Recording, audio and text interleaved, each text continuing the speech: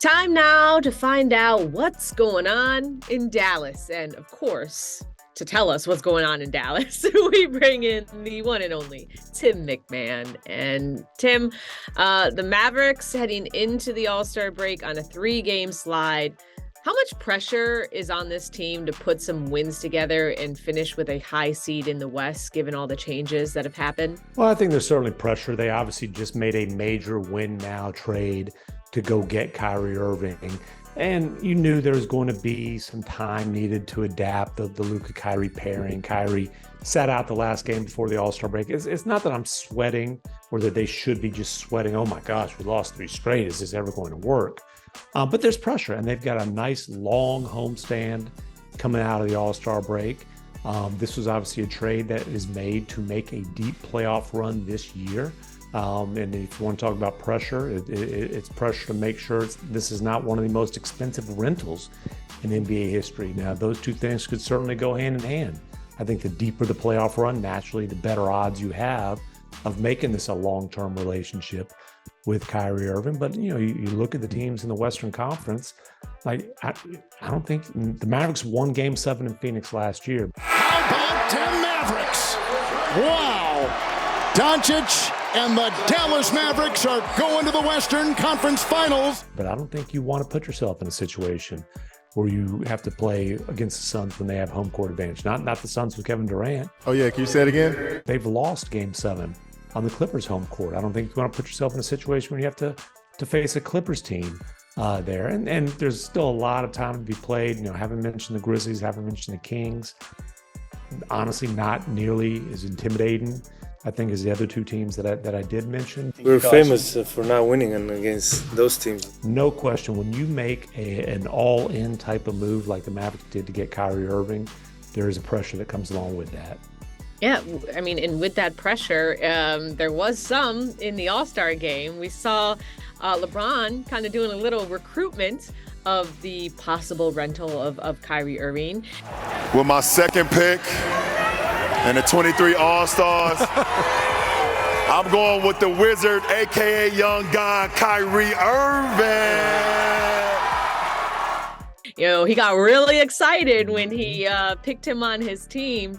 So, I mean, you kind of broke it down a little bit, but what is your feeling of concern that this is just a short-term rental for Kyrie in Dallas? I think you have to consider that to be a realistic possibility. And the Mavericks went into, before they made this trade, they said, okay, hey, basically the internal conversation was Luka really wants it. Jason Kidd really wants it. We've been searching for that superstar.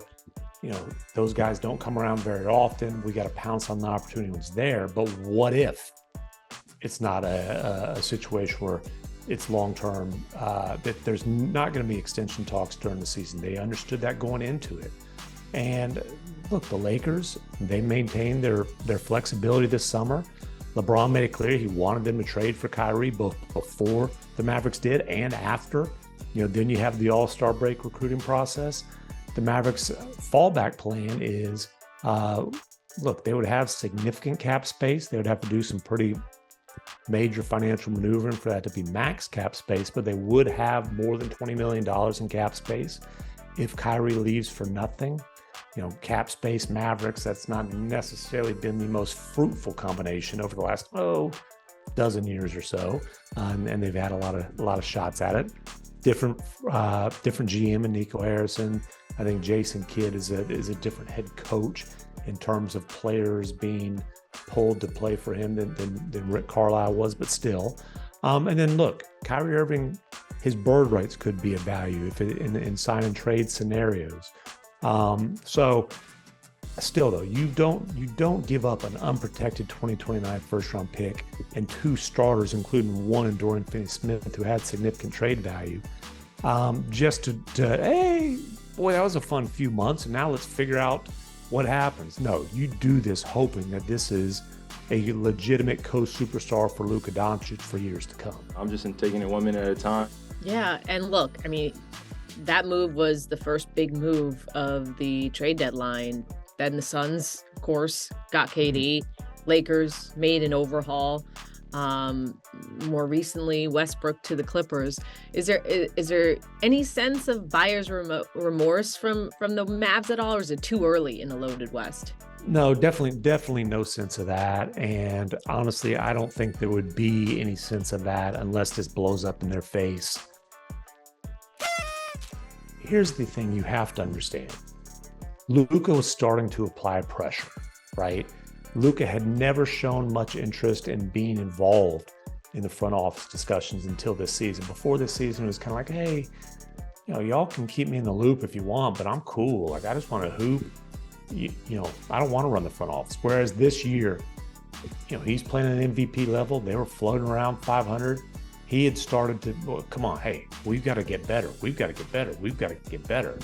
And I think if this situation hadn't presented itself with Kyrie Irving, it would have been not necessarily easy, but an acceptable conversation to have with Luka. Hey, there wasn't an opportunity that presented itself that made sense.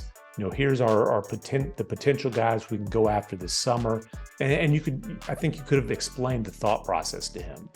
I don't think you could have explained the thought process of, we could have gotten a future Hall of Famer who's still playing at that level to play next to you.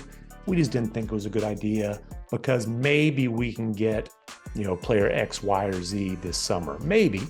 Oh, and by the way, those X, Y, and Z aren't as talented as Kyrie Irving. I don't think that they could afford to have the opportunity to add a bona fide superstar and pass on it and basically tell Luka, hey, it's cool that we're in the play-in this year. I don't see that as something that would have been cool. No, I don't think so. And definitely it shows that Luka has been on board. I mean, we saw that when they got rid of Boban, given that Boban was one of his best friends, but even more so, Dorian Finney-Smith. I mean, Luka told me himself he wanted to retire with Dorian Finney-Smith on his team. And that also brings up another point because Dodo was arguably the best defender on the Dallas Mavericks, which has been, a really, really sour spot for them this year. Their defense has been struggling. Is there any hope on the horizon for, a change heading into the playoffs? I mean, how does this roster shape out defensively? Well, Hearts. They should have Vegas then. Certainly last year, when you look at factors of them making a run to the West Finals, they were 7th in the league in defense last year. To go from top 7 to bottom 7, oof, that's tough. Now, a major factor in their defensive struggles this year has been that Maxi Kleber's missed the last couple months. Tore his right hamstring, had surgery. He expects to be able to play coming out of the All-Star break. I'm not a doctor. I can't explain exactly how he was able to recover from this hamstring surgery so quickly, but he's been practicing. He told us before the break that, hey, I'm going to be ready coming out of the break.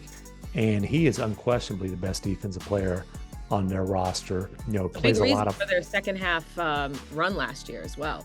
Exactly. Can space the floor.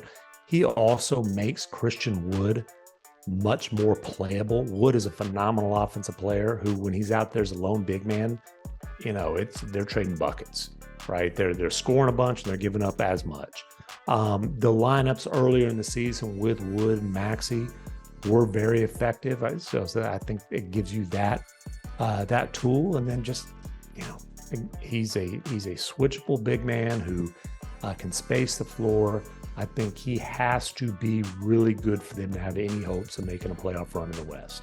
And, the good news is he, again, does expect to be able to play coming out of the break. Amazing. We need it, We were talking all about the East, and now it's all about the West. So that will be very interesting. Tim MacMahon from the Wild Wild West. Appreciate telling us what's going on in Dallas.